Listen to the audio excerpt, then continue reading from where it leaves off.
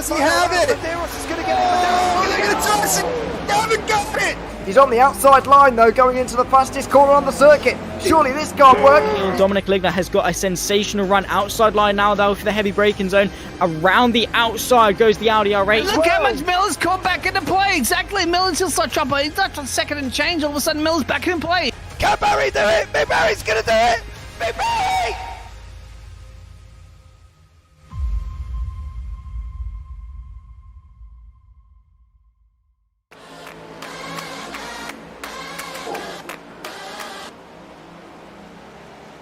Good evening and welcome to the BSC playoff round 16. The final is upon us from Miami Homestead. I am not even sure what is going on with that title, but let's correct that before it decides that it wants to put something completely different in there. There we go, from Homestead, Miami.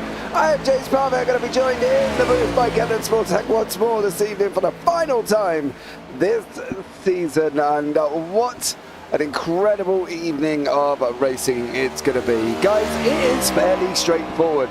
The gentleman in gold on your left hand side, Alex Witt, Christian Schrader, Noel Jakowitz and Jordan Malcolm are your final four. It's fairly easy. Whoever finishes in front of whoever out of them four wins the championship. What does the championship look like? Well, currently at the moment it looks like this. The four drivers that are on 2,000 points are the ones that are in the playoffs. Brian McLaughlin is behind that on 1,108, with Dan Michael 1,093, Josh McGuigan 1,066, and Jerome Quist 1,062. Now they were the original 8 playoff finalists. Took the 4 out, Brandon, Daniel, Joshua and Andrew, and now we've got Noel, Alex, Christian and Jordan Malcolm. Behind that we've got Calvin Ross, Anthony Radel battling it out for 9th place in standings, 2 points apart currently at the moment from them, so that's going to be an interesting one that we'll keep an eye out. Now one of the interesting things as well, stage points. Doesn't matter to the top floor, the top 4 do not get stage points, okay? They don't get stage points. It is all about them finishing in front of the other. And as you can see, currently at the moment, Alex Witt is on top on a 33.07. Terry Spain out senior, last race of the season. TJ, let's go win this one. Oh, how happy do you think I would be, Mr. Spain out senior, sir? Welcome in. If Terry went out and won this event, it would be absolutely incredible. We are on for 101 laps. It is the Las Vegas 101 here this evening, and as these guys are going to be flying around unbelievable there as well. And one of the things I want to change, due to the fact that we're not in Las Vegas, we are in Miami of course, is that. So overall it's going to be an incredible evening of racing. Let's bring Kenton in briefly into the booth. Kenton, how are you? Doing well. How about yourself? Oh, not bad. Not bad at all, to be fair. You know, more than happy. Going to be here for the final. Going to sit back. I'm going to enjoy it. I'm going to watch some great racing. 17 cars on track. Incredible. Yeah, I'm excited. It's a very technical track with a lot of massive technical aspects to it. As odd as that sounds, it's you have to keep your wits about you. It's not as very mind-numbing, turn it off and just drive, hold the pedal down. There will be some braking, there will be some lifting, and there will be some sliding at some point. Yeah, absolutely as well, guys. What we are going to do is now show you a brief recap of the season up until the current time.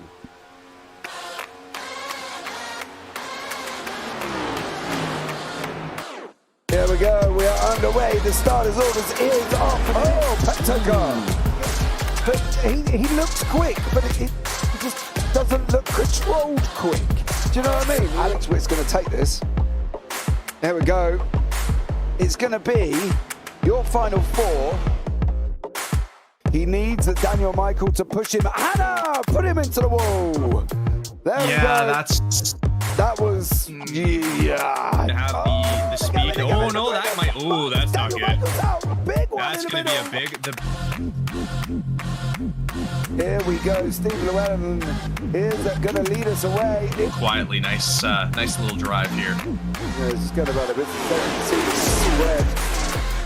Don't forget it. Oh no. As they come through, and Witt does get the win. Here we go, we are underway. The starter's orders is off, and it is Justin Williams. Oh, Pepto car. Pepto, and then, yeah, he caused a lot of issues back there. Wow. Yeah. This is going to be interesting as they're running. Get ready for tonight, guys, because it's going to be epic, and it's Alex Witt. He's fast, but he just needs to rein himself back a little bit to get control up front, and there is more of the same. On the 13 to go here. Daniel Michael has booted already. Oh, It's the final lap. It's in the middle of the track. He has put my face on the front of his car. With Andrew Almquist, first pole position, I believe, this season. Yes. Yeah, that's one way to do it. We go 40 laps round Sonoma here with the BSC Cup Series. Oh, Calvin! Excited, can he? Michael's got no, he can't. He's got loose. Come on, he's got to back it in. It's no. McGuigan went round it. Big wreck at the end of that there. It's time now. Let's crank it up.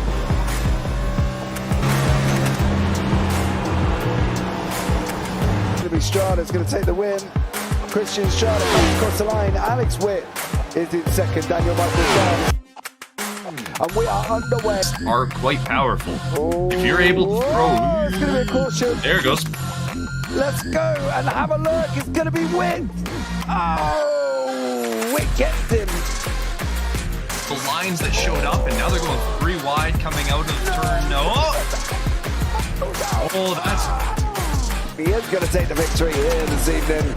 Jordan Malcolm takes the win in first place. You run a risk though if you. Oh, that's going to be a turn. Russo's gone. Here we go. We're under starters. Oh, no! Rapid's up. It's almost going to be 3 wide. Ross, keep it out the wall. He's got Almquist in front of him. He needs that inside line. Down the right, that's the line. Oh! We are going to be green, and away we go. Final lap. It's Witt looks like he's trying to go on the outside here again. No, Hannah catches it. I think it's going to be Jordan Malcolm. Cody Kern. Jordan Malcolm comes up right behind him as well. The outside line's going to struggle here. We've got the McDonald's car as well. He's going to be coming through. Oh, second moment. Oh, Radel, where are you going? Can you? Oh. Alex Witt's going to come across the line. Your final 4 will be Malcolm, Witt, Hannah, and Strada.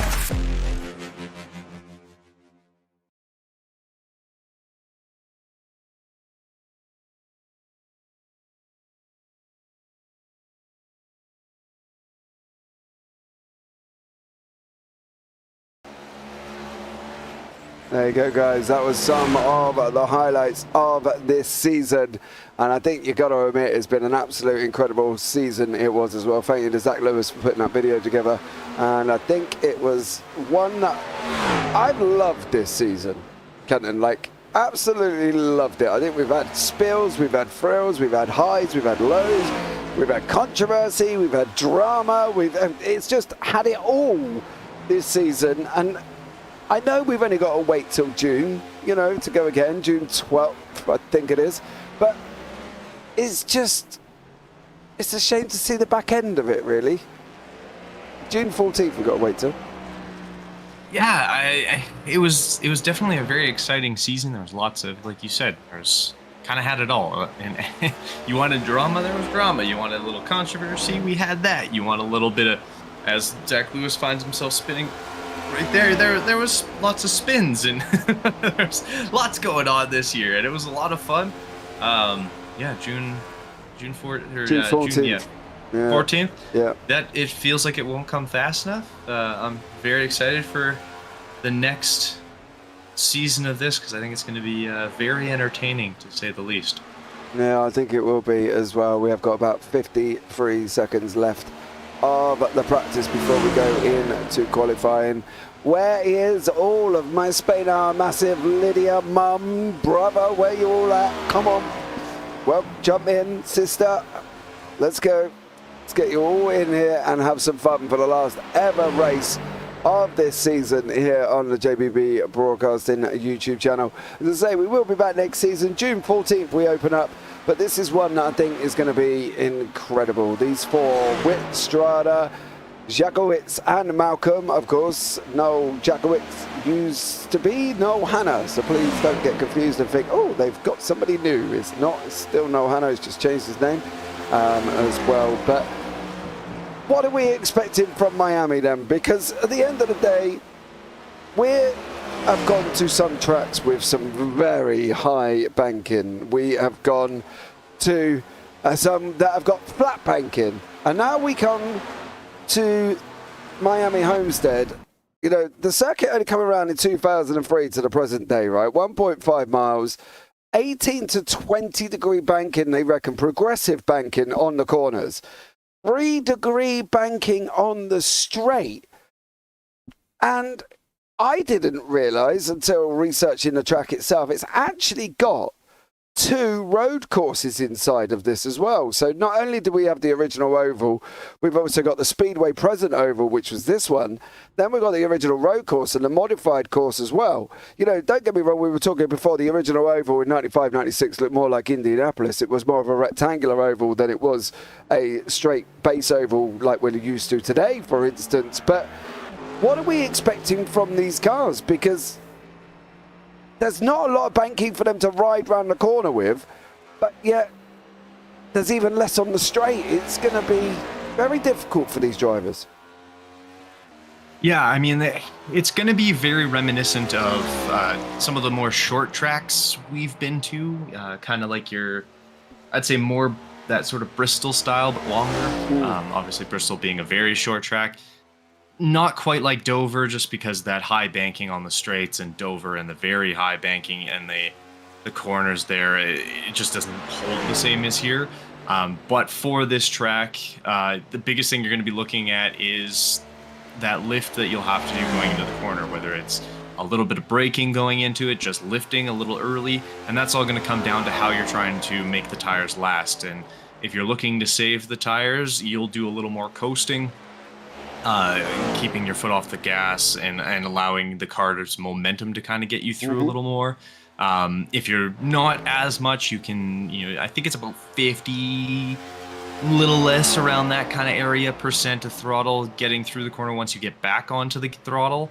And then you're, kind of getting full speed as you're exiting, because you don't want to be coming out of the corner already at full speed. There's a high chance of you getting a little loose on the rear end and sending yourself around, and obviously that not the best way to go about trying to get around an oval sideways. So definitely will be something to keep their eyes on and see how these guys deal with that sort of weird bank to flat to bank again, as it's not a very common sort of racing thing, except for like on just the back straight sort of idea.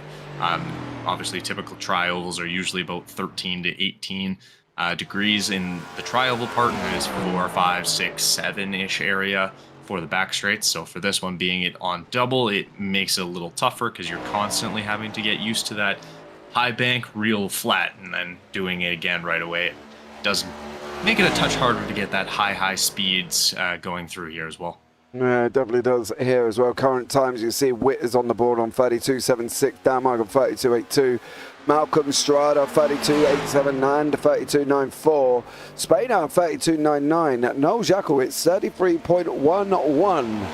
That's not ideal for them as well. Just got off the phone with Larry Spainhour. He was wishing his grandson the best of luck. Good luck there from Larry, your granddad.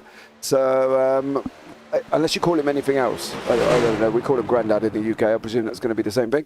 Lydia, welcome in. Thank you so much. Billy as well. And, of course, our very own Armin there. I will be in the race control, both again. Let's have a good race. Poof, he's put. There we go. And good to see the Kelly Office Solutions car back on track. It is. I'm not happy about last week. He wasn't here. And it was a very upsetting moment for me. I had to face withdrawal symptoms and that separation anxiety. It was terrible. Couldn't cope with it, Kenton. It was horrible.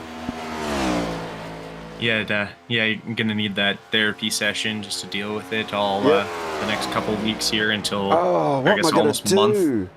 It's gonna be a rough one for you. The only good thing to come out of that is I get to sleep. Yeah. There is that, I suppose. But there we go. I'd rather be watching this than being in bed at 9 o'clock. I've got to be honest. But there we go. Onwards and upwards we go once more here for the final round. This is the final throw of the dice. Don't let the championship 4 get involved and run away with it. Let's get everybody up there, give them as much effort as we can, and let them, really fight for what they presume is going to be theirs. Is it going to be Alex Witt? Is it going to be Jordan Malcolm? Is it going to be Christian Strada? Is it going to be Noel Jakowicz? Who knows? But I know for one thing, Kenton, if it's anything like some of the previous races, it's going to be absolutely incredible. Yeah, I'm definitely looking forward to this one. It's going to have a lot of intrigue, as you're going to have, exactly like you said, guys that are going to be willing to push just because at this point there's not a whole lot to lose. So you can put a little extra into it and sort of see what happens and obviously try and avoid causing accidents and everything like that. But as we had talked about early on in the year, very early on in the year, like rounds 1, 2, 3, with Noel Jakowicz there, controlled aggression. Exactly. We can definitely see a lot more controlled aggression for a lot of guys because there's much less risk coming into this race. Guys like Daniel Michael, there's nothing for him to really lose by getting a win here, or having a bad day in the end. But I think it's going to add a little more excitement to the overall race, as it will add a little more drama possibilities. Absolutely, the grid is on your screen there. Alex Witt is in first, Dan Michael second, Jordan Malcolm third, Christian Strada fourth, TJ Spainhour in fifth, Andrew Jamal in sixth, Brandon McLaughlin seventh, Noel Jakowicz eighth, Anthony Radel ninth, Andrew Almquist 10th, Zach Lewis 11th, Hunter Carlson in 12th place, and then beyond that we have got Calvin Ross, Daniel Jones, Joshua Kern, Armand Brusso is not here, he's in the booth, and Gregory Sherman, who I'm hoping will take the grid to fill us up to 16 cars here. That would be absolutely amazing. But once more, into the breach, my dear, we go, and we're gonna do it in pure style this evening as we battle it out for the final. Stage 1 will be at 40 laps, so we'll have 3 tyre sets and 40% fuel just to get round this epic circuit and what will be an epic race here, Ken. And who out of the top 4 do you think will win? You kind of have to lean on the favorite so far this year, and Michael Witt having had a fantastic season, and Kenton's making up children again. Michael Witt, who's he? Alex Witt, although he's starting from the pits now. I'm not sure what happened there, but that's going to throw a big a monkey wrench into that one.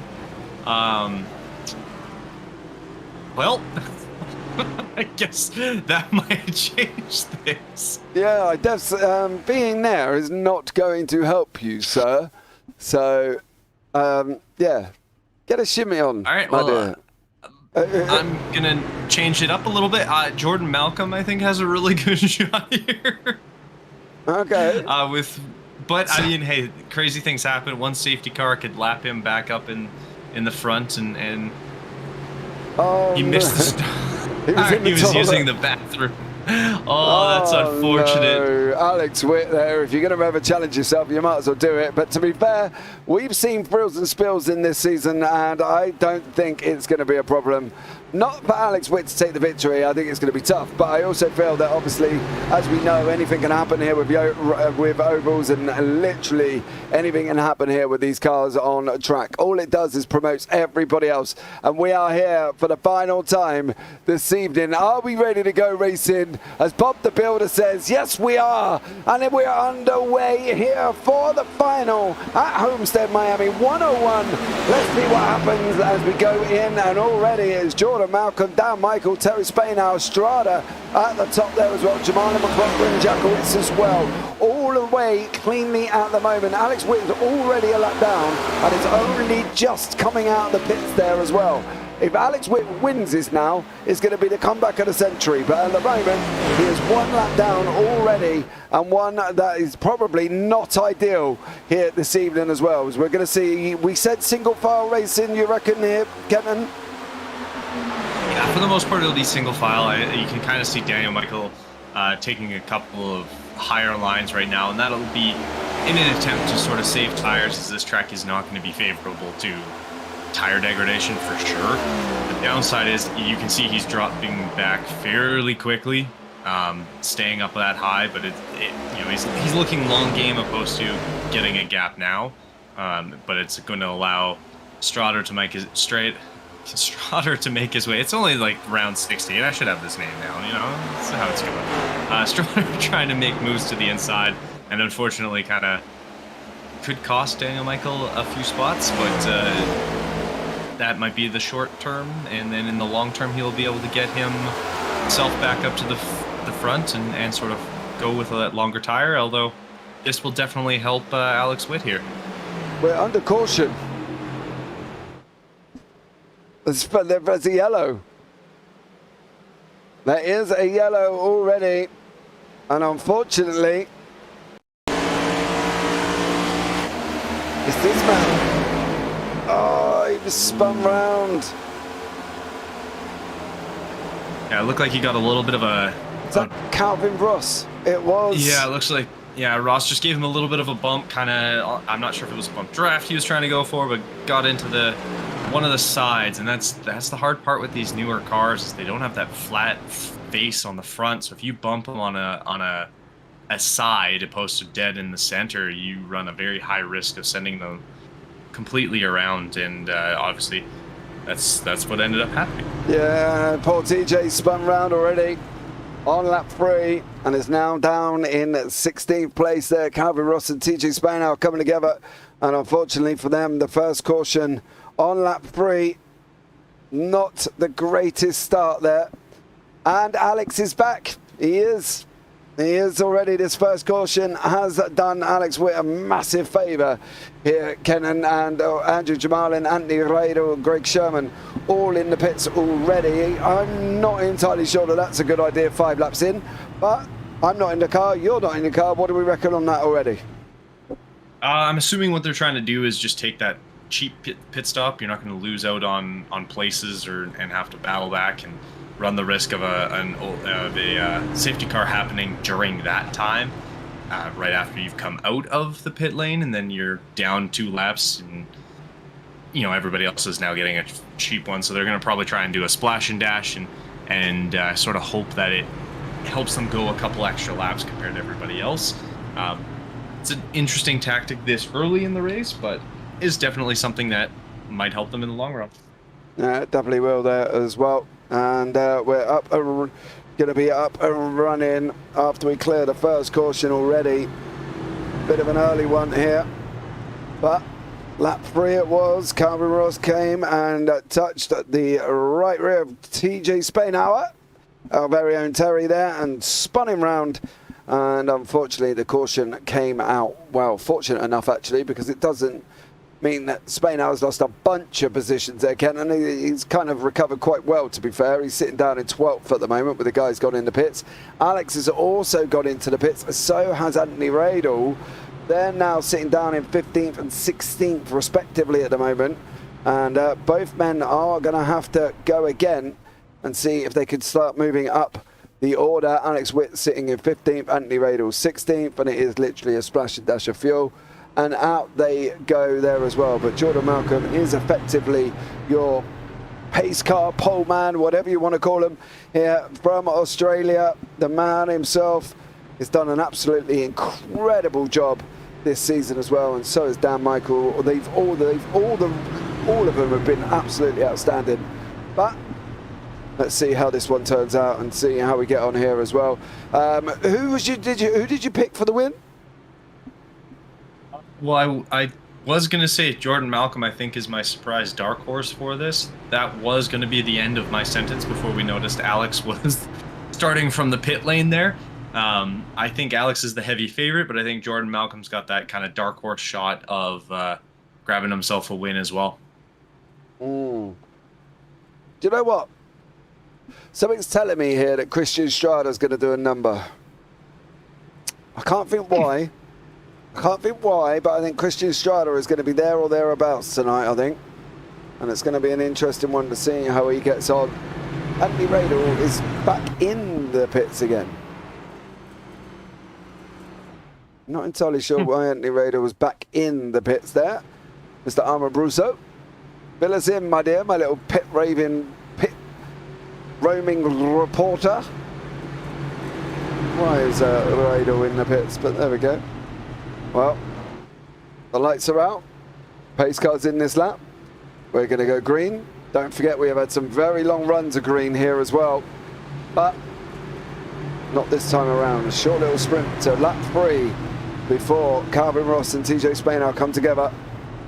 And around the latter went, of course, drop down onto the inside and throw the first caution of the evening. Let us know in chat who you think is going to win. Obviously, Terry Spainhow fans would love Terry Spainhow to win. I get that. But let's go with the 4 out of the championship currently at the moment. We are going to be back racing here. Back green, 1, 2, 3. We are underway once more. And it's Jordan Malcolm, Dan Michael, Christian Strada's on the inside. Dan Michael, you set it up on the top line, saving tyres earlier on here on lap 8. And with 101 on the clock, we've still got a long way to go. There's only 3 sets of tyres. These guys have got 40% fuel as well. But it is currently Michael, Malcolm, Strada on the front 3 currently at the moment. And it's kind of an interesting strategy here of guys jumping into the pits and kind of doing that splash and dash like we talked about. A little early, but I mean, it's worked out as Witt has gone from being a lap down to 9th. So he's gotten fairly lucky with how it's all played out for him. But we'll see how this sort of plays out in that front group, and if Malcolm's going to burn out his tires too early, or if he's just going to try and sort of save, but just till the stage break. It's going to be very interesting, especially because there are a couple of different strategies you can see. It looks like is that McLaughlin up on the top line as well there.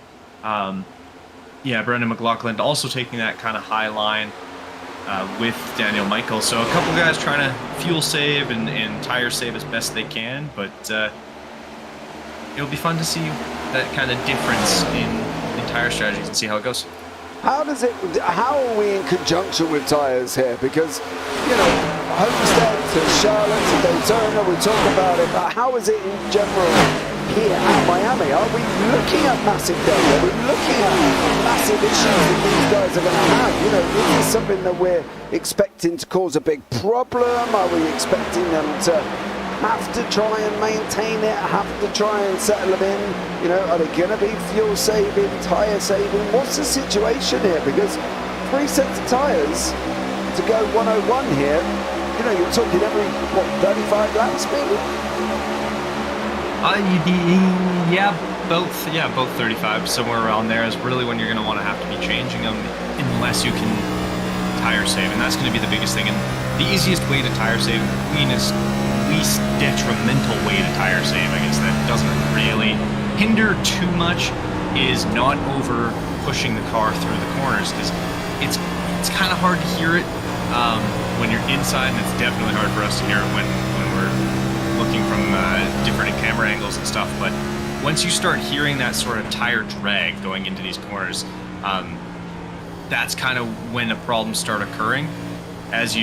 When you're dragging that tire as you're trying to turn left, and it just causes so many problems, especially on the front right, that it can slow you down, and it causes you to kind of start drifting out and getting a little loose or a little tight there when it's the front end, and you start to lose that ability to really turn in. And these corners, while it is a 1.5 mile track, obviously it's not your 2 mile or 2.5 miles like Daytona or Talladega, where you're able to really just kind of allow the corners, and you can hear that, like that kind of throttle mitigation as he's trying to sort of get around but not take too much throttle. As you, again, it just burns that front tire so fast if you're doing that. So we can definitely have a lot of tire degradation here. It's going to be very important for them to sort of stay on it. I think more so after the stage break. I believe it's 61 laps after the stage break.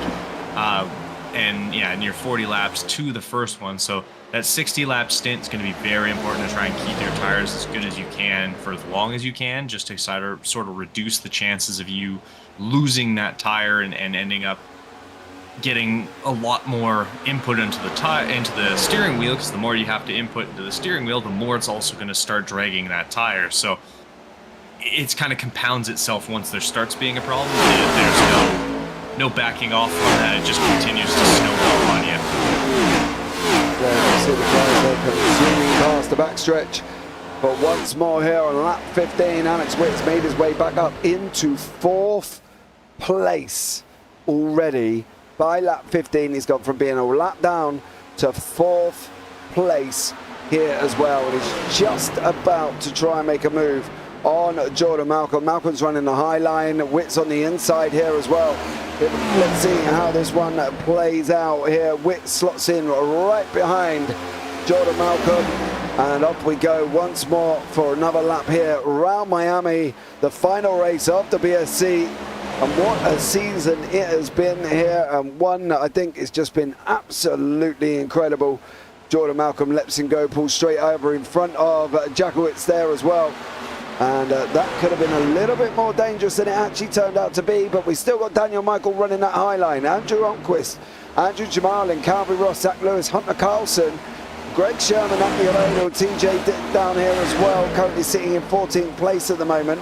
Gone from 5th on the grid down to 14th after being spun by the number 20 car that is Calvin Ross. And unfortunately now for TJ, he's got a lot of work on his hands to try and get back through the field. I'm sure he will give it the best he possibly can, but up front still with Jordan Malcolm and Alex Witt. Christian Strada sitting in 2nd place at the moment. I think he could be the dark horse, you know. He's due. I think he's due, Christian Strada. It's going to be tough because he's got Dan Michael in front of him, of course. But I think Dan Michael doesn't even matter in this race. It is all about Strada, Witt, Malcolm and Jakowitz. And I think Strada's due. He is due. And I think this could be his opportunity here. I think from my point of view, I think it could be Strada all the way. Very fair. It definitely could be. And that's kind of the beauty of NASCAR is one yellow flag can change the entire dynamic of the race itself. And you can have, I mean, look at Alex Witt. He was a lap down, 1 safety car, and about 15 laps, and he's in 3rd place. So one mistake early on, especially when there's a stage break, it's not the end of the world. You can make up a lot of space very easily, and you can lose a lot of space very easily. So it's all going to be just about keeping your head, keeping it pointed forward and trying to stay out of trouble, and you can do a lot right away very easily with this with these kind of tracks. So and then Brusso giving us a little bit of a heads up, it is about 20 to 25 laps for fuel, for fuel stints. So with that being said, if you're looking tires about 30, 35, you're probably going to try and almost, I'd say the first 2 stage break, you're probably going to try and not take tires. If you have to take tires, it's most likely going to be a right side only under green. If it's under caution, you could definitely do a double and not worry too much. But if it's a green flag pit stop, you're probably going to just try and take that one set or one side and sort of run from there.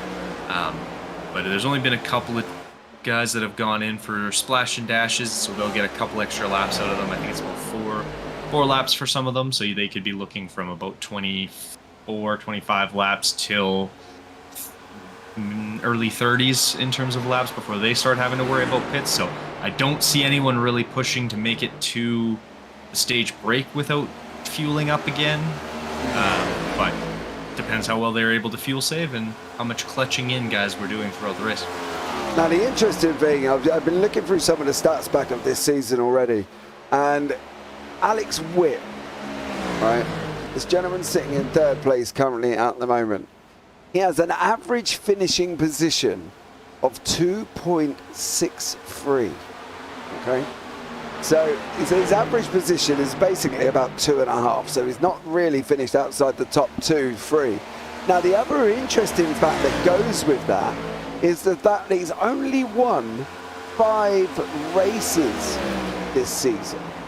Dan Michael has taken 2 races, Jordan Malcolm's taken 3, and Christian Strada's taken 1, with Brandon McLaughlin and Cody Kern getting the other one. Now, for a man that's won 5 races, you would have thought that average finishing position, or the man with the average finishing position of 2.6, you would have thought his higher percentage of race wins would have been more than 5. But his win percentage out of his entry is only 31%. And the fact that his top 5 finishing positions is 87% as well. But one of the interesting things is this man not only went and did 1,159 laps this season, he's also gone along and led for 444 of them. That on its own is incredible. Is nearly over 100 more than second place man Dan Michael was led for 347 here as well.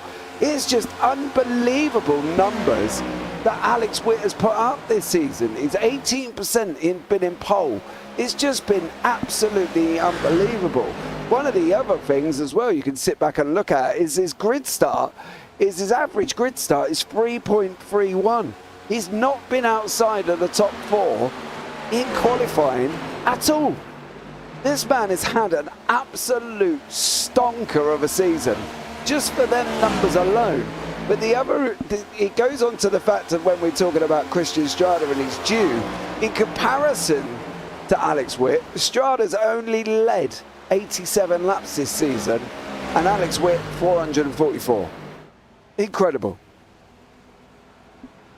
Yeah, 100%. I think the other thing that looking at those kind of stats and stuff like that, Jordan Malcolm has only led 97 laps and has more wins than Dan Michael. Yeah. And he's been a lot further down. It's not really all that close in terms of who's led more. Like Daniel Michael said, yeah, like you said, 347, and Jordan Malcolm hasn't even hit 100 laps led through this entirety of the race, or entirety of the season, and has only been on pole once. It's insane, some of the stats and some of the numbers these guys have put up this year. I think they should be all incredibly proud of themselves for everything that they've done this season. It's been amazing here. What Armand and Calvin have done has just been absolutely incredible. And I think this season alone has just been epic going into the final race now. So some green flag pit stops. Dan Michael, Christian Strada, Andrew Jamalin here as well. Jordan Malcolm, Calvin Ross, TJ Spanner have all been in as well on lap 26 and 25 and 26 respectively. And now they're all start trying to dive in here. Noel Jackowitz, this pit entry is literally off that final turn. You're coming down. Oh, no! Oh. Andrew Almquist. I believe that is Andrew? Yeah, I think that's Almquist and Zach Lewis there. Yeah, Almquist and Lewis having to come together, entering the pit lane of all places. But we have talked about the dangers of entering the pit lane in a group, haven't we? We've talked about it numerous amounts of times here, and one that consistently we can go over and over and over and over and over and over again, because it's just been entering on your own is considerably better than entering as a group. That's what we've decided, Kenton, haven't we? For most tracks, yes. If you're going into super speedways, or those very draft heavy ones, you do want to go in with at least a partner, because you're going to work much better as having 2 of you than just by yourself trying to get around. Yeah. Tracks like this, if you can get in sort of more or less solo, maybe one other car, it's going to be a much smoother entry and exit than, as we saw, when you have a little bit of a group there and you end up making contact, having one person introduce themselves to that wall and cause a little problems as you're going through there. So it's definitely something we've talked about, I think once or twice now throughout the entirety of the season. Oh, yes. Yeah, it's one of those things you kind of have to hope that you kind of get lucky and you're entering solo, but at the same time, sometimes you at the very least want to be at the front of that group that's entering the pit lane, because then you have less of a problem. Typically, unless someone just completely blows their braking point and decides they really want to take a nice look at the rear bumper of your car. Yeah, and that's never ideal. Never ideal. We will wait for the pit stop circle to circle out, guys, because we have got literally everybody from 5th downwards is... Oh, Alex Witt! Oh, I thought it was going to splash a load of water then, and it hit a water barrel at the end of the pit. I don't even know if there's water in them, to be honest. I don't really think there is. I think it just lets you hit the wall, so that's a bit of a shame. But this will level everybody out on the field once he's all gone in for the pits. The only one that hasn't is the man up front at the moment, Anthony Radel. He last pitted on lap 6. He's still going. We expect him to be in very, very shortly, mind you. And we'll see. He's run... Did he run out of fuel?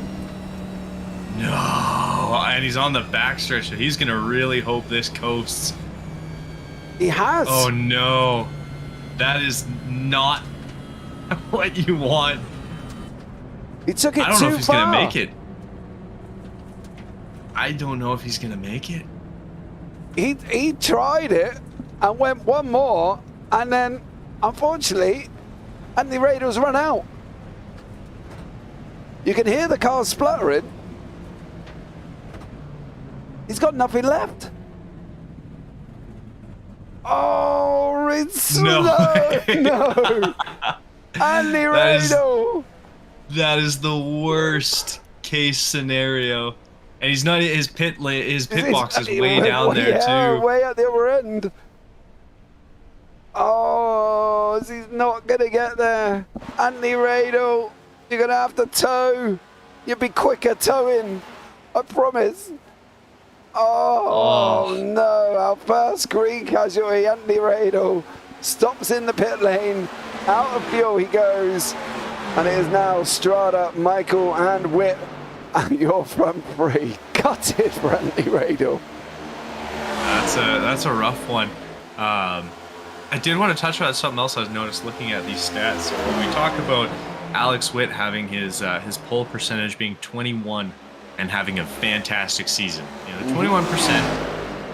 I have to say, Josh McQuiggan might have been the unluckiest racer of the entirety of the season. Yep. He had a 30% of his races he ended up on pole, and has 0 wins this year. Yeah. He was also unfortunately involved in things that didn't always affect him. You know what I mean? 100%. Like looking at Alex Witt in terms of incidents, like he had one of the lowest incidence rates of anybody who finished in the top of our top 4 more or less drivers there, with only 88. Yeah. Everyone else was over 100. He had, or not everyone else, but kind of that core group, they had all over 100. He had 8. Like there was just, I don't know if it was, he just had a really rough year all the way across. Like even looking at, I think it was Nashville, he was 2nd at the start and 15th. 2nd in North Wilkesboro and 7th. First started 1st and 6th. He just had really bad luck all season. I think he's one that's going to come out and hope that next season will be completely different for him, because he definitely needs it. Do you know what I mean? Josh, he definitely needs the luck to change on his side here, and I think it's going to be an interesting one to see how he does next season as well. There's going to be a few interesting drivers, I think, that are going to go out and put some literally laps after laps after laps in here, because I think, the general consensus of what we've seen this season is Alex Witt, Dan Michael have kind of run away with the thing itself. Yes, Jordan Malcolm's been in there as well, but generally when we talk about cars up front, it's generally Malcolm and Witt, Malcolm and Witt, Malcolm and Witt, because of just how they have been. I think it'd be interesting to see if somebody comes back next season and absolutely crushes it. just full on.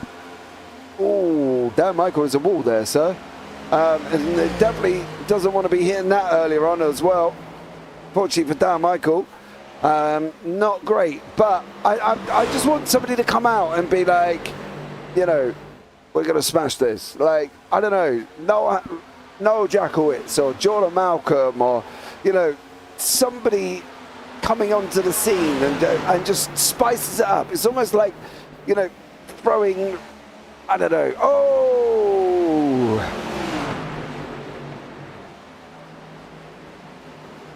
Oh, second caution's out here on lap 40. Oh, is that the stage break? Yes, stage break lap 40.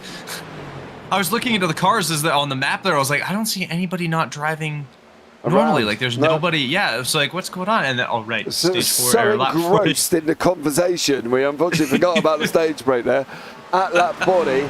And of course, no points for Alex Witt, no points for Christian Strada. Dan Michael will take points. Noel Jackowitz will not, neither will Jordan Malcolm. Calvin Ross, Andrew Jamalin, Andrew Almquist and Hunter Colson and Zach Lewis are your remaining top 10 that will take points in the stage breaks.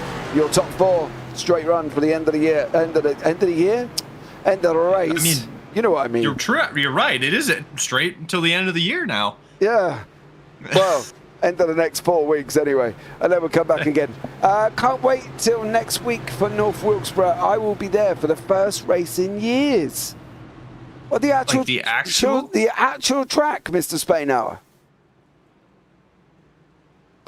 Are they getting their first race and they haven't had an actual race there in a while. I know they were doing upgrades to the actual track itself and sort of the surrounding area. You've made it Kenton go off and do some Googling now. You can hear, I can hear him. You can hear the clickety-click. Clickety-click going on here as well.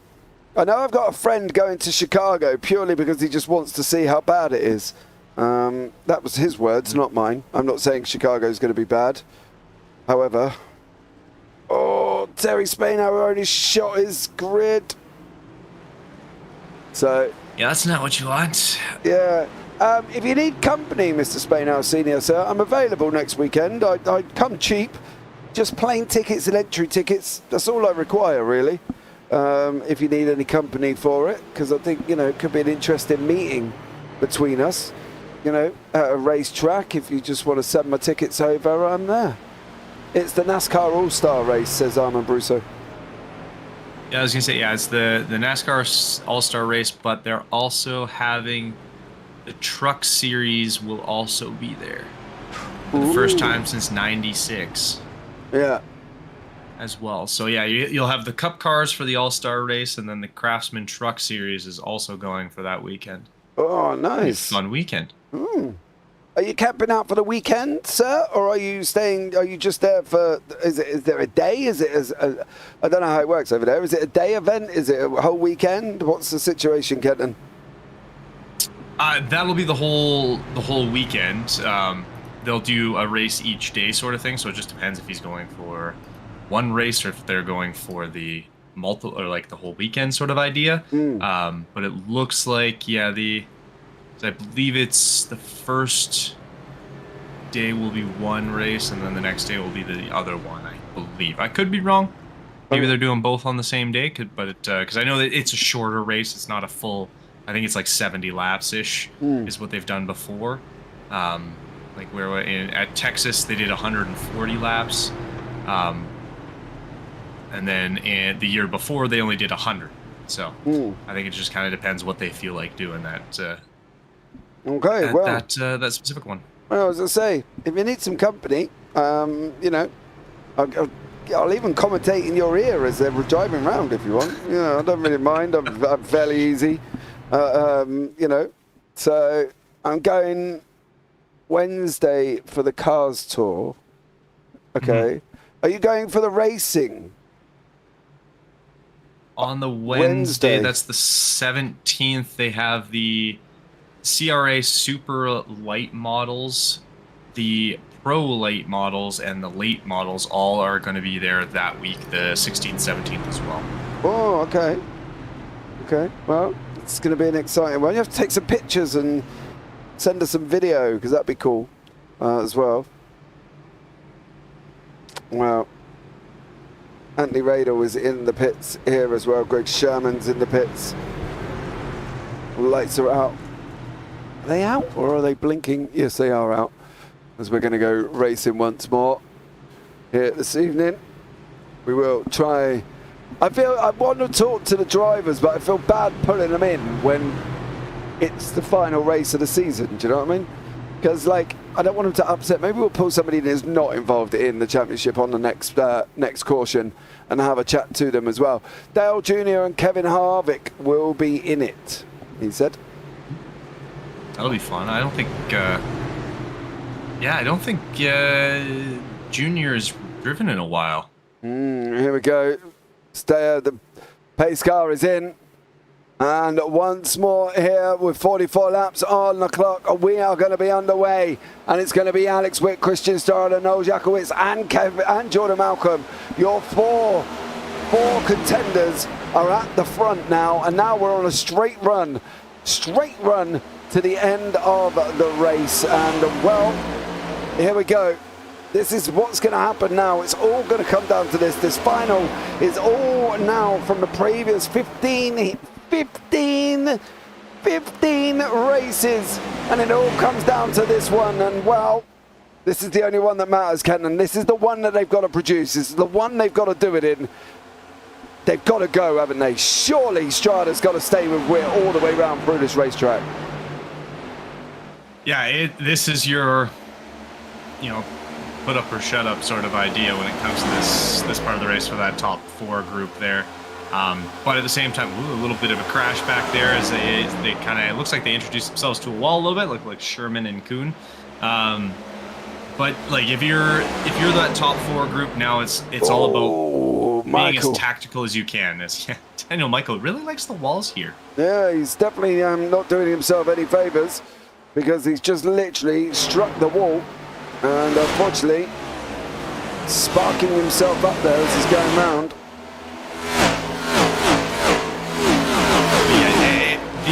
You have to now be as tactical as you can. So sitting there and trying to force the car too early and burning out your tires, it's zero benefit for you at this point in time. It's all going to be about making smart moves, putting your car in a good spot, and making sure that you are able to take advantage of that late game maneuvering that you need to do. So like Jordan Malcolm, he's going to have to hope that in the next little while, and there's still at least two, I want to say, with the fuel stints left without if there's no cautions.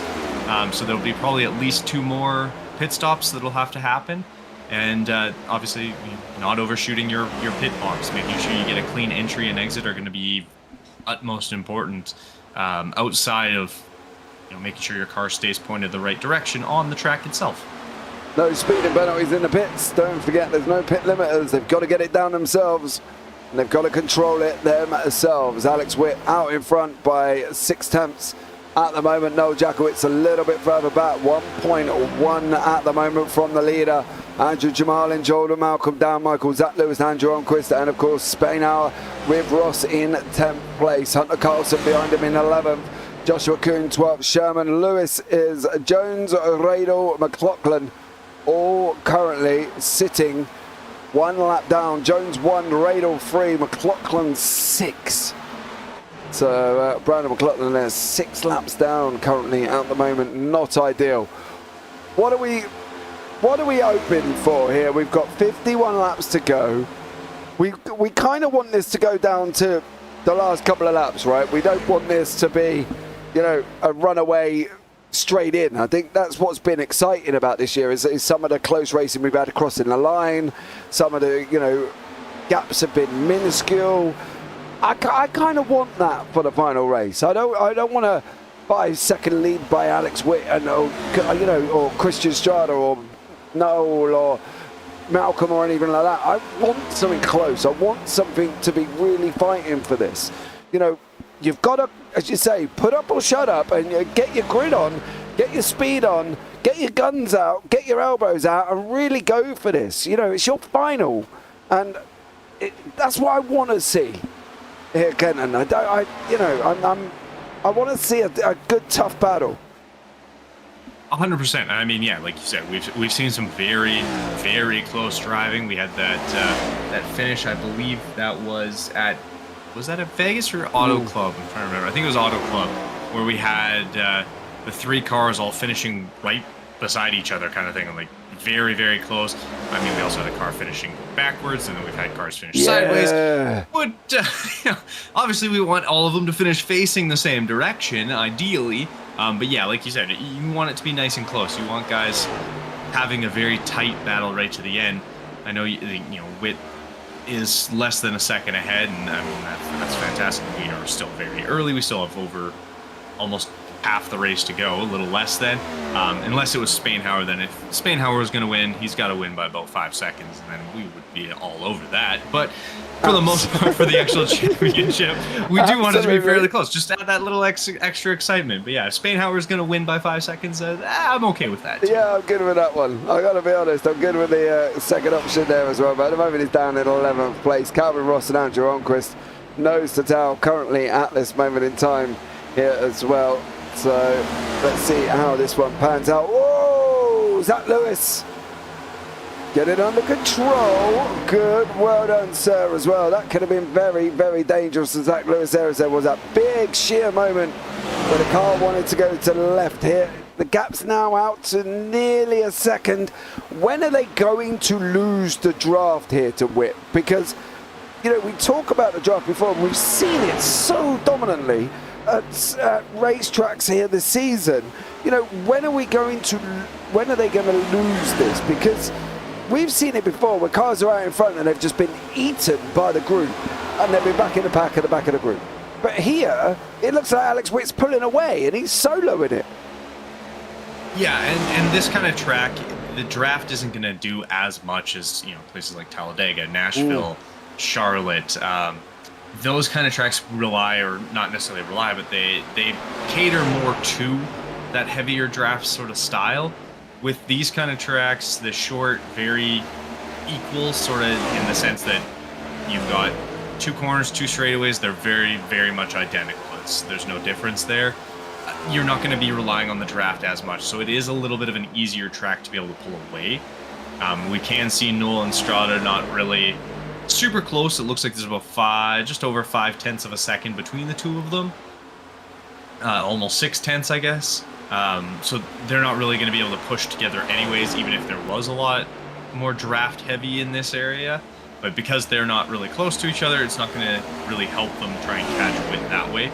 It's all going to come down to strategy, and Strada having to more or less put a little more emphasis on trying to save fuel, and that's probably what's going to even be happening as gaps start forming and things like that. Is it's going to come down to, okay, well, I want to save fuel and get a couple extra laps because I know I can create more of a gap with warm tires, and a little less fuel, being able to go a little further than coming out of the pits on cold tires or with heavier fuel and having to get everything warmed back up before going. So trying to utilize that to sort of create a little bit more of a gap and start doing a little bit of an overcut sort of idea through the pit exchanges. Like we said, we're going to have at least more than likely 2 more pit stops still.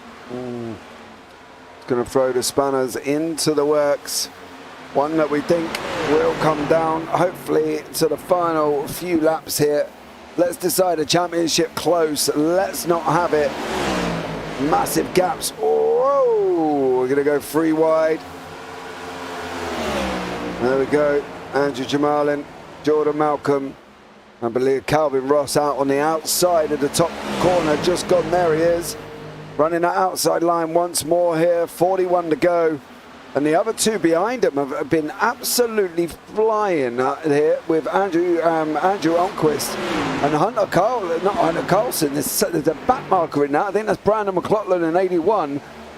They've managed to catch these 3 and absolutely make a dent into that gap that they did have.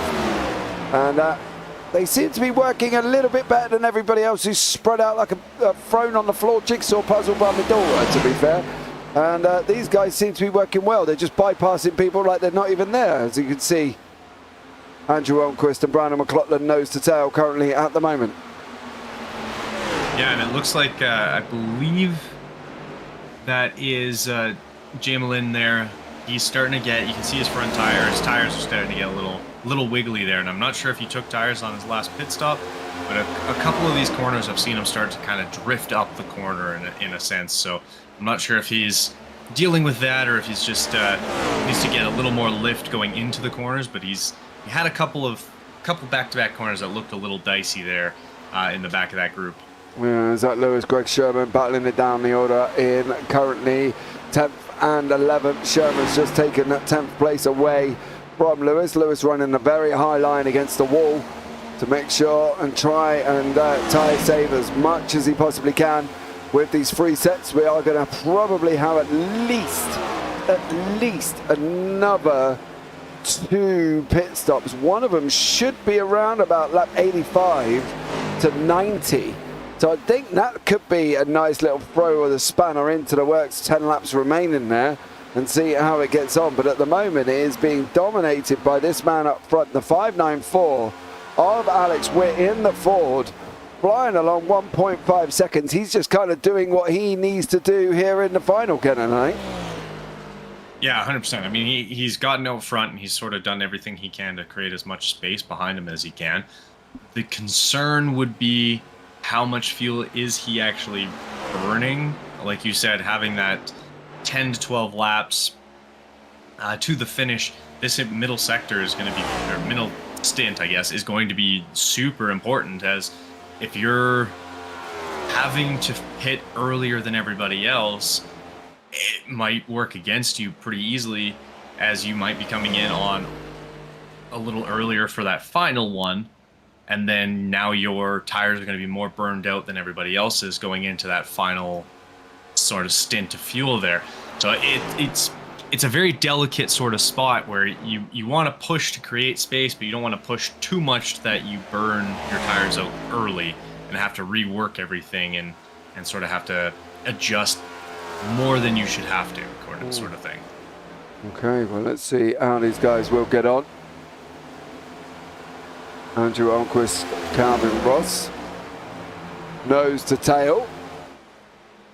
These guys spread out quite far round on the track. You see at the top right hand corner of the track map. Whoa, where were you going, Calvin Ross? Okay. Not where he wanted to. Just kind of shot off to the inside there. I got a funny feeling that may have been the car sliding there. I think so too. And then, but doing some quick math, I would almost want to start coming in now for some of these guys. Like, you think about lap 66, you're going to get 20 to 25 laps, barring any safety cars. So we've had a fairly, knock on wood, green run so far. You start looking at this where, okay, yeah, there you go. Calvin Ross heard me, apparently. Clearly. Come on, because, yeah, like, if you go from now till this would put you at lap about late 80s kind of area, maybe pushing into the early 90s. Whereas, so at that point, yeah, okay, you're 10 lap old tires, you're not going to really notice too badly on this track, even with higher degradation, even if you're pushing pretty hard. But if you start coming in at lap early 70s, late mid 70s, well, now you're going to start pushing into the point where you're going to run out of fuel or have to come into pit again at 93. And that's 7 laps that now you're going to have to hope you can get your tires warmed back up, get up to speed, and not have any other problems that late into a race where there's 4 guys really going to be pushing for what they're looking for in terms of a win. So apparently I just opened the floodgates and everyone's coming into pit now. Yeah, they've so all heard you. I know something. They've all heard you, mate. Within the last it looks like I might know something here. Do you know, really? The only one who's not got it, Jordan Malcolm. Of course, I bet could guarantee Andy Radle's going to go in at some point. He doesn't want to repeat of his running out of fuel there, unfortunately, for Andy Radle. Jordan Malcolm still going round out in front currently at the moment, depending on how much fuel and everything else he's got on board. But everybody else is pretty much in the pits. The top, basically out of the top 8, 7 are in. Jordan Malcolm's the only one that isn't. Michael's been in lap 67. Everybody below Michael, Ross, Jackals, Jamal and Jones, Spain, Al-Raidal, they've all been in the pits here. So from Mr. Spadow's point of view, he needs to be trying to get some of these cars in the pits that are in there currently at the moment. He's going to pass Joshua Kuhn, that will put him in 12. He's got Zach Lewis up the road. Lewis is just coming out of the pits at the moment. Spadow's just coming around the entry into 1. There's Lewis on the left-hand side. If you look out the window of Tony Spadow's car, you can see him now. Just coming. There's Zach Lewis. So he is going to come out behind him, and unfortunately for Spano is still down in 12. Alex Witt is still going to be your prospective leader once Jordan Malcolm goes in, but it looks like he could be... He's clutching. Yeah. But then this isn't the first time we've seen him do this, is it? If I remember No, correctly. he's like a master of fuel saving. We've seen him pull off one-stops that shouldn't have been one-stops in that final stint. But like you can see, he is heavy clutching in. Like he's doing it early, and he's prolonging it pretty hard. He's going to be coming in now, and he's going to be trying to hope for that overcut in the sense that he's probably knowing Jordan Malcolm going to try and force this to get to the end, which is going to be tough. I mean, 30 laps, just under 30 laps. It's going to be tight. If he's able to really push that, that might work out in his favor in a roundabout sort of ridiculous way that you wouldn't have expected it to have gone. As he's also getting, it looks like right sides for sure. Yeah, let's see, is he getting... Yeah, so he's going for a full. So yeah, I think he's going to try and push this to the end. Well, can Jordan Malcolm do this, or can he not? That's going to be the question. We think that's going to be the strategy. I've got a feeling you could be right here. I think Malcolm is just trying to pull an absolute masterstroke, and he's going to be trying to avoid that last final pit stop. Let's see what if he does it straight off the bat. If he does it straight off the bat, I'd be very surprised. He is? Yeah, he is.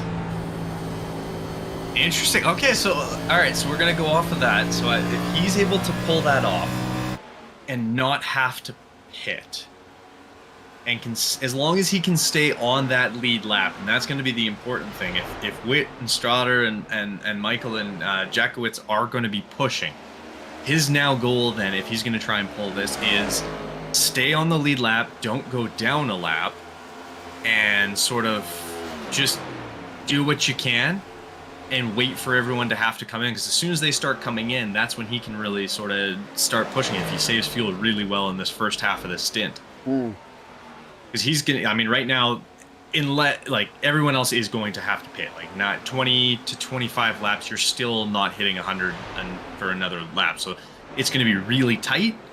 And everyone's going to have to try and fuel save, or you're going to have to come in a little early so that you're not getting, trying to come in on the last 2 laps, which would just be a really terrible idea. And you don't want to pull a radle and run out of fuel going into the pit lane either.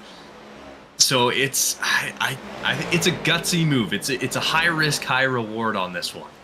And I mean, hey, different strategies. Sometimes they work. So I'm curious how this one plays out. Well, the thing is as well, right? He's got nothing to lose. You're going to be hero, or you're going to be zero, and that's the only way you can look at this final run. You can't look at it as in, well, I've got to try this, I've got to try that, this might happen, if this might happen, that might happen. No, you've got to go, whether you like it or what. And that's the thing, they can't be messing around this race with their decisions. It's got to be, if Jordan Malcolm is going to commit to this situation, he's now got to commit to it, all right? He's put himself in this situation. Currently, he's round about half a lap behind the leader, okay? So he's got plenty of time, 42-second pit stop, give or take. As long as he doesn't stay, as long as he doesn't get lapped and he stays on this lead lap, there is no reason why he can't go on and win this. I think from Malcolm's point of view, he's got to commit to this strategy now that he's pulled out. As you say, he's going to be a hero or he's going to be nothing. He's going to be in 4th place in the championship. But at least he's tried something different. But knowing how Malcolm can go around his fuel saving, I wouldn't be surprised if he pulls this off, I would not be shocked. Neither. The only thing that would throw a massive monkey wrench into this, I mean, if he does go a lap down, as long as he stays fairly close to where Wittenstrader is and it doesn't get dropped too bad, the only major issue is a safety car. Yeah. If a safety car comes out, he then has to deal with everyone else will get fuel and save time. If it's a green flag pit stop and he's still out there and not having pit, he will have a massive advantage compared to everybody else. But a safety car that comes out, yes, he might get up into first without pitting, but everyone else will have that splash and dash, and at this point we're inside what would make it to the final. And if there's a late safety car and we go green, white, checkered, he also is gonna have problems because he might not have the fuel to do that. So it's like we said, it's high risk, but it's a different strategy, and he seems fully committed to it. I mean, we saw him come out of the pits and immediately he went to clutching in right away. So it's going to be interesting. I'm excited to see how it all plays out. He's slowly getting caught, mind you. He's about just under half a lap away from the leaders. It was as they went across the line, he was crossing the red dot on the top side of your track map. He's now a little bit further back. They're crossing the line now, and he's just coming out the exit of 2. So now he's been brought into play a little bit here. A poll is up in chat on who you think will win. You got Wittenstrader, Jakowitz. I've put Hannah in brackets, and that's only because of what we've known him all season, and you guys have known him all season, so I didn't want you to get confused as just going, who the hell is Jakowitz? So I put Hannah there as well, and Malcolm. So pick who you feel will come away with the victory out of these 4 currently at the moment. And, well, one of the things to look out for is the fact that Jordan Malcolm is on a completely different strategy to the whole entire 16 car field. So, get your picks in, get your choices in. Kenton, have you put your vote in? Oh yeah. I got mine in there too. The nice thing for Malcolm, though, if this does say green, he does have this little bit of a buffer set behind him between, you've got Radel, I believe that's, is that McLaughlin in the red car behind? And then you also have Zach Lewis right there that are Brandon McLaughlin there. You kind of have that grouping that can not necessarily play defense, but it makes those cars have to worry about trying to get past them. So there is a little, it's not just straight clean air that they're chasing them down. So it's gonna be very interesting.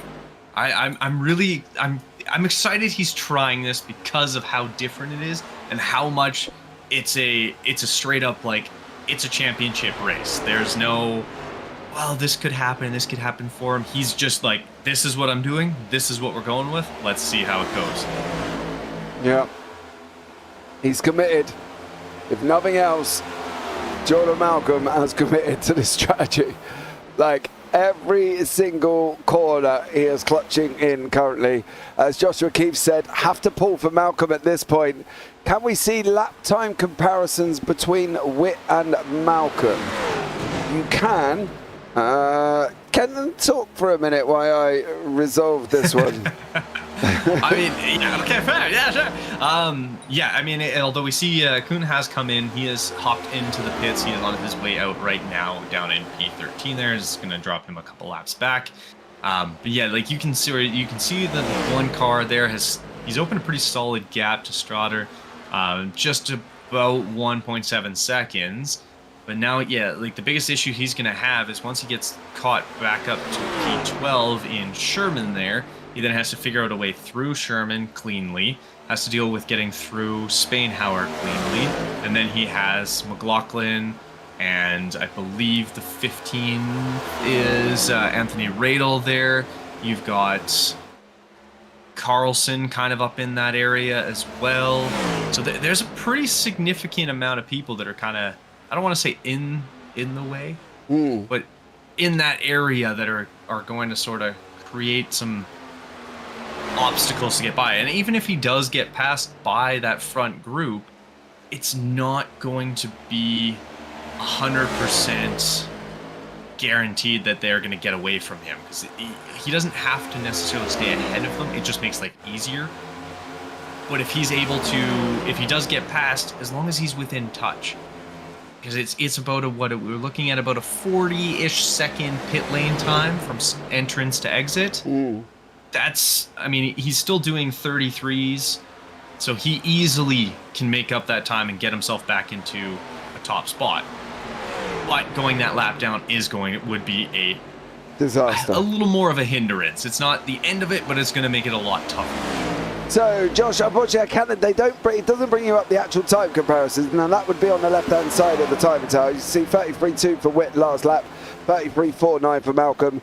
It shows you over the last 5 laps at the bottom the time difference. If Malcolm's got a plus, he is slower, okay? So where he's plus 3 tenths at the moment.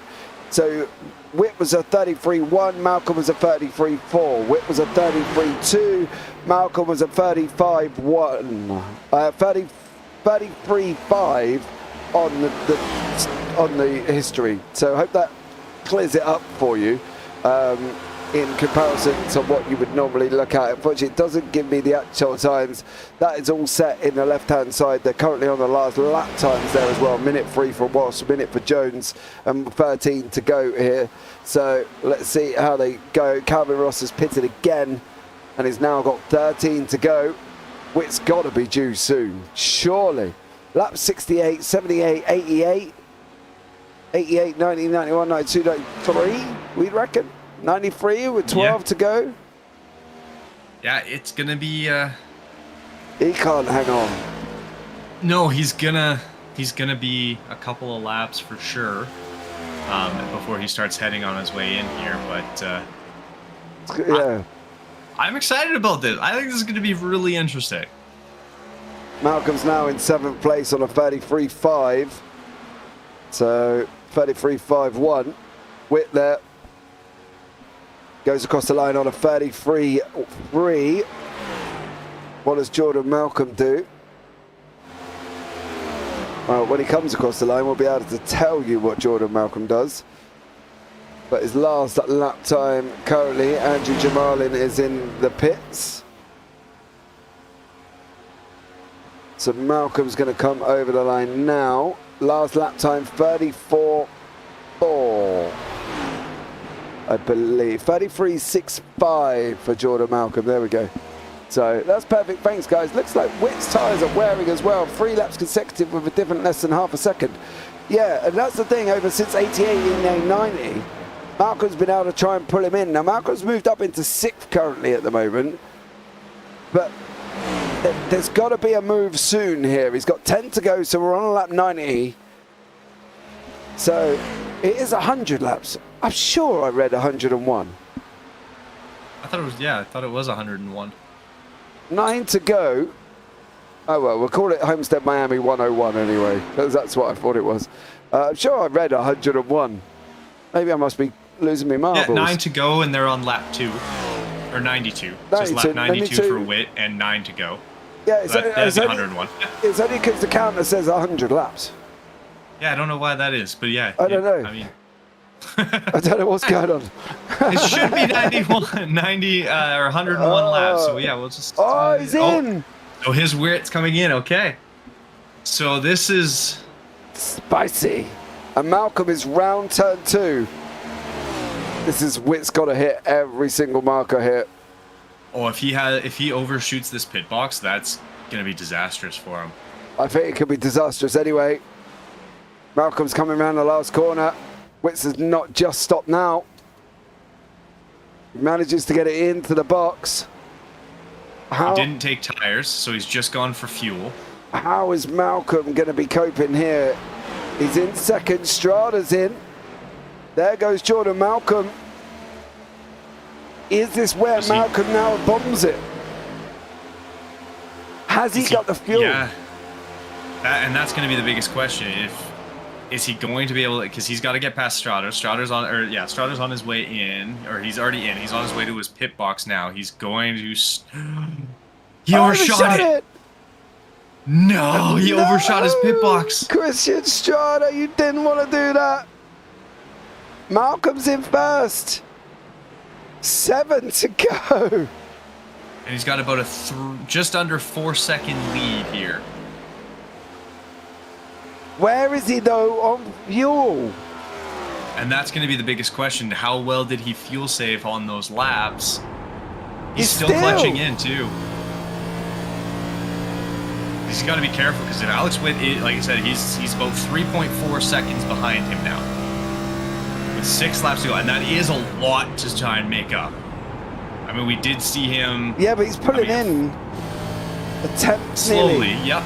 every corner. Yeah, about a 10th per lap, but even still, unless he's got to start going like now. Like Witt needs to really be pushing it.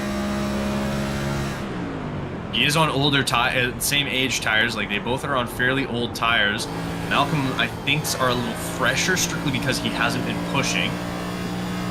Witt did not take new tires on that last pit stop. No, he literally went in for fuel and come back out again. 2.7. 5 laps to go for Jordan Malcolm. Alex Witt 2.84 behind him. Currently at the moment. The unfortunate thing for Witt is he also has other cars in front of him that can slow him down a little bit. Oh, the big boy, thing with oh NASCAR, boy. The big thing with NASCAR, blue flags are absolutely meaningless. Yeah, I've been working that one out as it's been going on. I've kind of given up. My blue flags in road racing and completely means something different here in NASCAR. So 4 to go, 2.6 seconds. Malcolm's took the pole win with Strada. Witt didn't get any votes. God blimey. 2.5. 4 to go. Oh boy, does Alex Witt need a GWC about now. He needs a caution. GWC, I think, just absolutely ruins Malcolm. Oh! He almost got a caution. And he was in it. He would have been in it, which would have that would have been playing out even more interestingly. From his point of view, he should have hit him. He would have done himself a favor. Take that little bit of damage and hope everything went. Yeah, if he hasn't used his fast repair, he would have had that, of course. But I do wonder if Jordan Malcolm would have dived in if that yellow had come out there. He's at 2.1 of a gap here with 2 laps to go. So unless he can close off 2 full seconds in 2 laps, or again, I think a green-white checkered comes out and he's in trouble. He's still clutching. This is probably the most intense race we've had. Yeah, he's still clutching Still too. clutching. He's got to be on fumes. 1.5. 1.5. There's Malcolm. There's Witt. They're in the same picture. Here's the final lap of the race. Is he going to be able to do it? Has he pulled off a stroke? He needs a push. This is insane. The final corner, they're going to be a second apart. Jordan Malcolm is going to come across the line. He is going to be the champion. He's got it, the Aussie. Aussie. What a stroke from Jordan Malcolm. An absolute genius. Genius. Oh. A little tap from Witt there too. I don't know if that was a nicety or not there, to be fair, but Jordan Malcolm is your champion. He pulled off a master stroke. Clutched in all the way. Has he even got enough to get back to the pit lane? I think he's out. Or he's real close to being out. Is he getting a push home? He's done. Is he out of fuel too? Yeah, literally. I think Hannah's Noel's giving him a push. I think he ran out of fuel. Is he going to even have enough to do any donuts? You're going to have to spin him, Noel. Spin him. He's got nothing. He's run out of fuel. Oh my! Jordan Malcolm. He can't do donuts. Oh no! I would have gone in and put some fuel in. Dan Michael's going to do it for him. Spin him.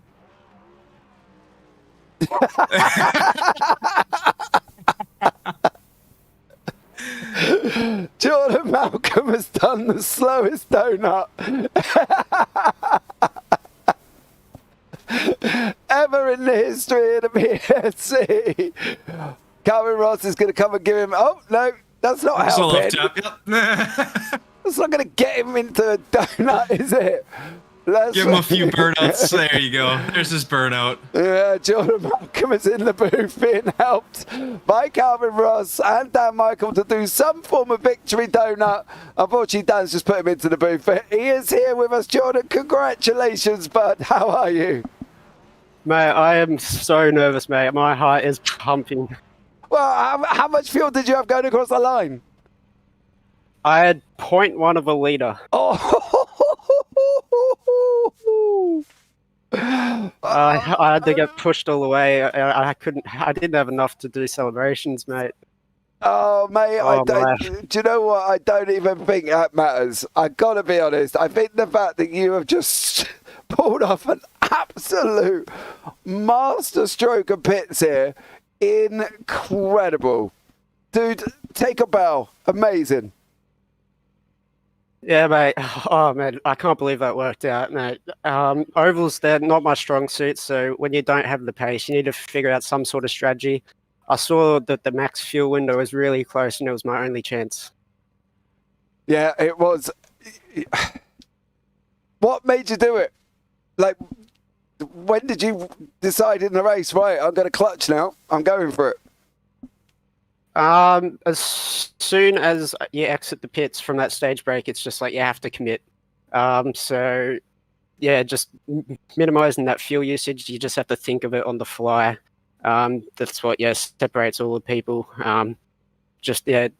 You can go into like a road race, like knowing you're going to fuel save, but when it's an oval race, you don't know when cautions are going to come out and all that. So, just, you had to fool your way. And yeah, we got very lucky that it went green the whole second stage. Otherwise, we'll probably forced onto the same strategy as the other guys. But just so thankful there wasn't a caution, and I was able to play the strategy card on everyone. What was it for? If there was a caution, was you going to go in? Oh, I had to, yeah. So thankfully, because I did, I was saving fuel. I could just fuel up and just take a set of tyres if there was a green-white checker. It's just that my stop time will probably be a fraction longer than everyone else's just because I had to fuel up a little bit more. But apart from that, if there was a green-white checker, I would have been on the same strategy up the front still. But just was hoping there was no green-white checker in the end. Yeah, I bet, mate. I bet you were sitting there like, please don't crash, please don't crash, please don't crash. Oh, mate, I was in that bush and there was so many people there. And every time someone got loose, I was just like, don't you dare bring out the caution. Mate, I can imagine that would have been absolutely amazing to hear. But Jordan, dude, you are victorious at the BSC Cup Series Season 8 champion, bud. Amazing. Absolutely amazing. Yeah, thank you very much. Just a quick shout out to everyone in the league. Just the improvement in racing over the last couple of years. You know, it used to be like yellow, and now it's just like you get a fantastic racing with green flag runs. Obviously, you guys, looking forward to have you guys back for next season. Killer Brownie Company, Player Run Coffee Lab, Ches for Gaming, and W Energy, and everyone else who showed up to the race today. It was a fantastic race. Yeah, absolutely amazing. Well, Jordan, go and enjoy it, sir. Go and enjoy yourself, and we'll see you back again next season. Sounds good. Take care, mate. Okay, let's bring in Alex Witt, who finished second in the season. Alex, how are you, sir? Yeah, I mean, you hate to lose it, but I mean, Jordy did a great job there with the fuel saving. I knew, I think the second I came out of the pits on that last pit stop, I was like, yeah, he's going to be able to make it. Only just. Yeah, barely. I mean, maybe I had a little bit more in it, but, came down pretty close. Did you think you could catch him? I mean, I was driving pretty much as hard as I could without wrecking. I, definitely didn't want to try to wreck catching up to him. I mean, driving, about as fast as I could go. And thought, maybe he'll run out or maybe he'll bobble a little bit. Maybe I could catch him possibly. Yeah, it's definitely, you got to be honest. Jordan, with that strategy, kind of fooled everyone, I think, and did an absolute incredible job. But you've had a good season, mate. You know what I mean? You've taken the most wins out throughout the season, led for the most amount of laps. Your stats for this season have been absolutely incredible. So you could go, I know you've lost, right? I know you finished second, don't get me wrong. But can you go away happy and proud of yourself of what you've achieved this season? I mean, yeah, definitely. I definitely feel like I've improved in the next-gen car throughout the season, and my consistency has been there for sure on the ovals. Probably need to just work a little bit more on getting a little bit more of the pace out on the road courses and more tight ovals. But overall, I'm really happy with the performance. Yeah, it definitely was there, mate. I think you've been, absolutely stellar job, and so unlucky. Alex, so unlucky. I think, deserving runner-up there, deserving champion overall. But Jordan Malcolm took it there as well. Back next season, Alex? Yeah, absolutely. Awesome stuff. Well, we will see you again next season. Alex, I know I'm going to know the answer to this one. Anyone you want to give a shout out to? Yeah, shout out to the Breakfast Club as well. Noel definitely was super close on this race as well. We were all really close on pace. It came down to a really close race, so it finished really well, I think. Yeah, absolutely. Well, dude, you take care, and we'll catch up with you next season. Thank you. All right, and the man that finished in third place in the end won, Mr. Christian Strada. Christian, good evening, sir. How are you? I'm doing all right. A little disappointed, but doing good, Okay. Go on, carry on. It was. It was a solid day, It really was. I can't complain, but it's always a little disappointing when you in that moment, Yeah, dude. The thing is that would it have been okay? So let's put it into perspective now. Would it have been more heart-wrenching crossing the line 0.003 of a second back, say from Jordan, Alex, and then you and Noel, or is it more heartbreaking the fact that you've lost to Jordan Malcolm, who was clutching in from the stage break, saved an absolutely ton of fuel across the line on 0.1 of a litre? Honestly, I feel like no matter what, it's kind of the same across the board. For just for that, if you lose it close, you were right there. But at the same time, it doesn't count. But that, and then I mean, Jordan made an excellent strategy. You can't really argue against that, and put yourself. I feel like I put myself in the best position that I could have. Besides just the one mistake right at the end on the last pit stop, just slid a little bit past the box. Yeah, we saw that, I'm afraid, sir.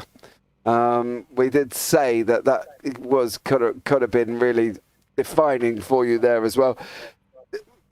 Did you go in with this race with a mentality that you're going to push from the beginning, you're just going to go full hell to leather, you're not going to worry about fuel, you know where it was going to fall?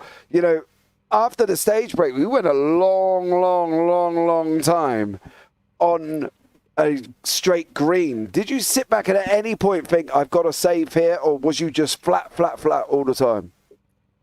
I considered it, but I knew it was going to be really tight even for Jordan, and Jordan is by far the best fuel saver that there is here. And I just wasn't certain on making it. I felt like pushing flat out and trying to pace with Alex was going to be the best way for me. At least because I knew it was going to be really tight, and even for Jordan, he ran out crossing the line. Yeah, he literally had like 0.1 of a litre. Didn't even have enough to do a donut, unfortunately. Yeah. Nobody, that Michael was trying to spin him round on there as well. But it didn't even work out. But look, dude, you can be proud of what you've achieved this year. Surely, you've had a great season. Oh yeah, no, I definitely am. This is my second full-time season here. It's a big improvement on the first season. And at the end of the day, I was there. I was there. The couple things fall a different way, and it could have been me. It could have been Alex. It was so close that even you can't really. You got to be proud of it. Dude, exactly. And I will give you one stat for this season. Your average finish position across the year was 5.76, right? Now, we're going to disregard the 7.6 because that don't really mean a lot. You're either 5th or 6th. But, your average finishing position was literally between 5th and 6th all season. Yeah, no, it was an awesome season. I really felt like I made a lot of, especially from the beginning to the end, I felt like I made a lot of gains in the car.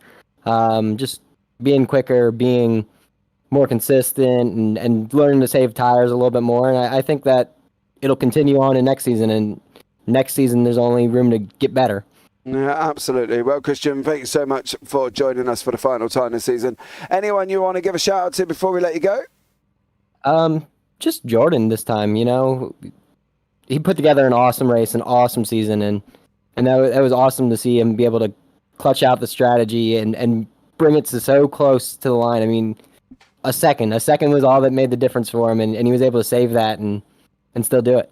Yeah, absolutely. It was an incredible strategy there as well. But Christian, thanks so much for joining us. I'll pop you down in the room with everybody else, but thank you again and a great season. Yeah, thank you, James. We love having you guys. We really appreciate it, and I can't wait to see you guys again next season. Awesome stuff. Thank you so much for that. Take care, bud. You too. Right, and I want to bring in here Mr. Armand Brusso into the booth. He was probably a big shocked when all of a sudden it went quiet in his ear and he's been dropped into the waiting room.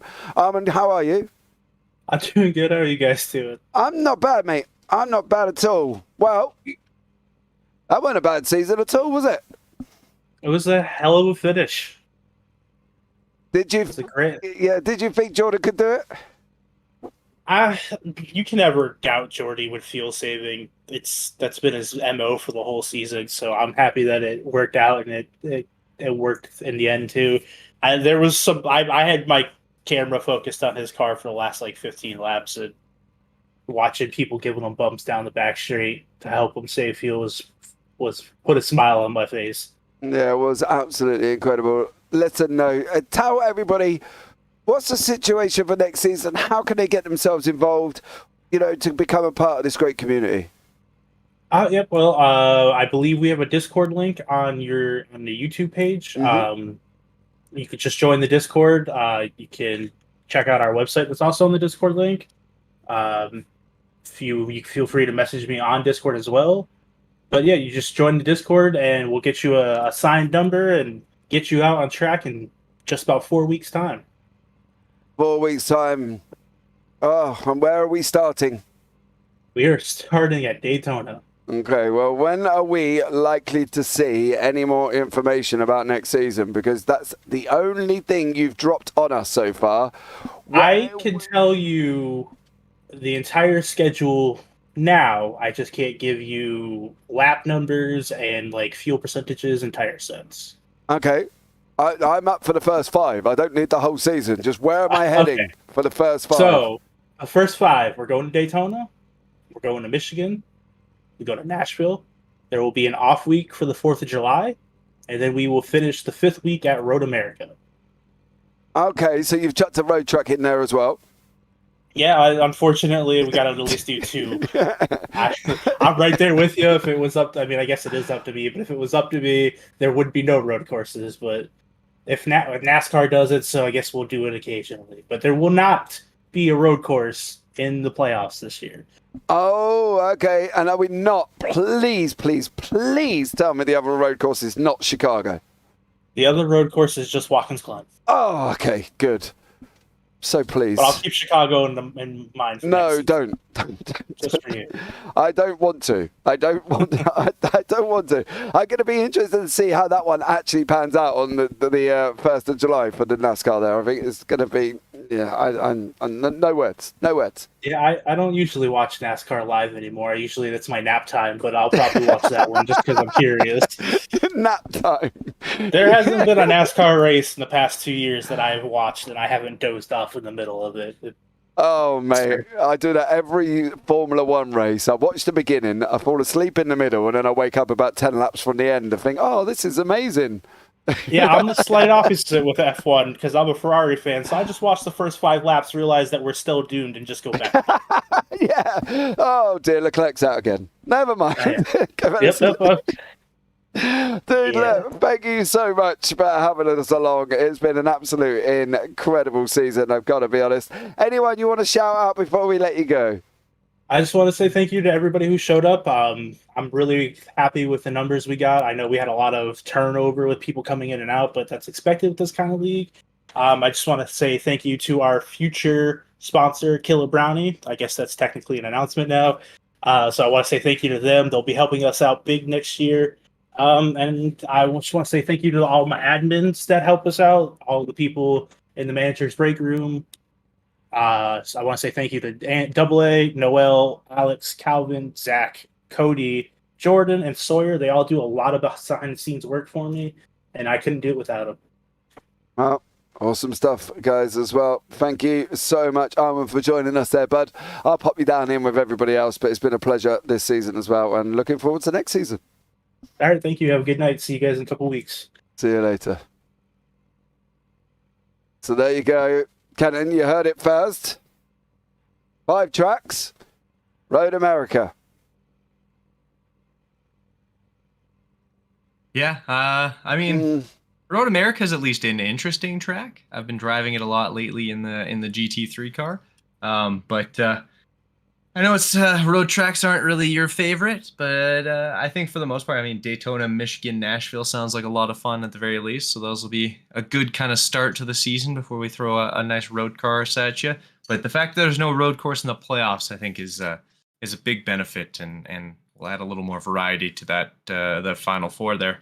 Yeah, I think it definitely will as well, and I think it's one that's going to be absolutely incredible. One that we're looking out for, I'm sure. One that we're going to be excited for as well. But don't forget, guys, we are coming back again next season on June 14th. June 13th, sorry, will be round 1 at Daytona. I'm obviously in the UK, so it goes forward a day for me because I do later on. But it's definitely been an absolute incredible season here as well. Mr. Spainhour Senior, sir, great job, James and Kenton. Can't wait till next season. It's going to be awesome. All on ZTV. Awesome season. Thanks for all your work, James and Kenton. No worries at all. It's been an absolute pleasure having us here in the booth. And, well, that's it. I don't know what I'm going to do with myself now.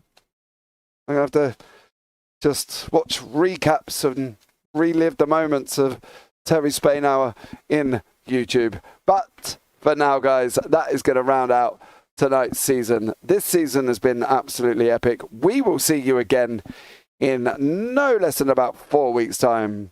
But for the final time this season, take care. Have a great week. And you never know, we might see you on the track next season. Good night.